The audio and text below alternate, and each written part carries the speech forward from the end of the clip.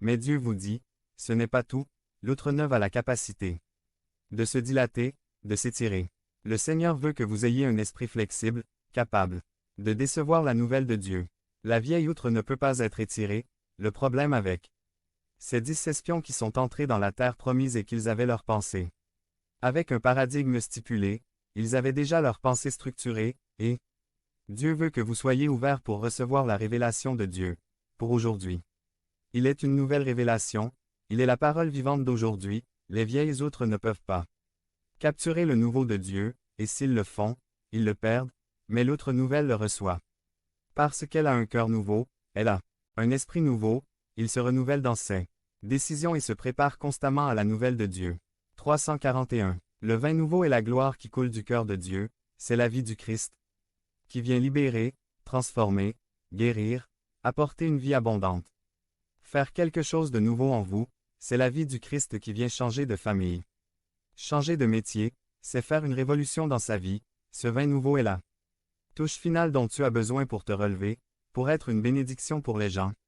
C'est le vin nouveau qui prospérera toi, le vin nouveau qui te libérera des chaînes de la malédiction, des liens du passé. Comment recevoir la nouveauté de Dieu? Jésus est parti prier et dit la parole qu'il a priée et que la puissance de Dieu était avec lui. Quand Jésus voulait vivre avec puissance, il devait vivre une vie de prière. Les cieux s'ouvrent lorsque vous priez.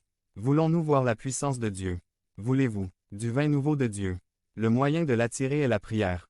Aux noces de Cana en Galilée, ils sont venus dire à Jésus, les gens ont soif, ils veulent du vin, et Jésus leur donna du vin.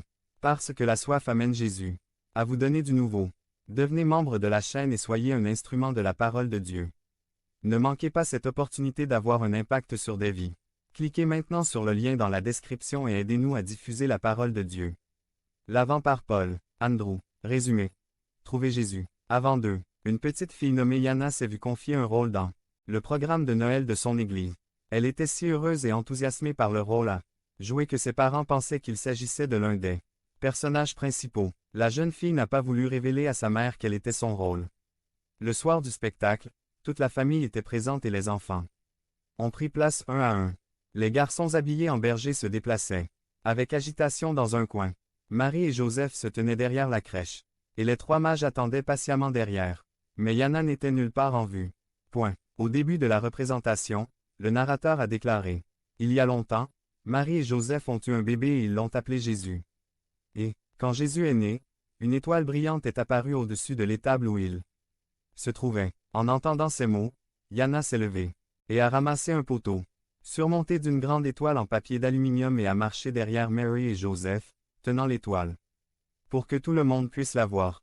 Lorsque la clé fut donnée au berger pour qu'ils partent voir le nouveau-né, les 3 garçons habillés en berger s'approchèrent et avec beaucoup d'enthousiasme, Yana fit monter et descendre l'étoile pour leur montrer où aller.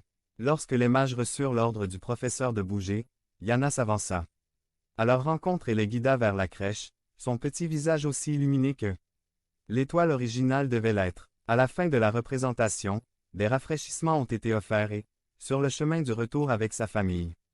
Bien que Yana n'ait pas dit un mot dans la comédie, elle a déclaré avec une grande satisfaction « J'ai eu le rôle le plus important. Vraiment ?»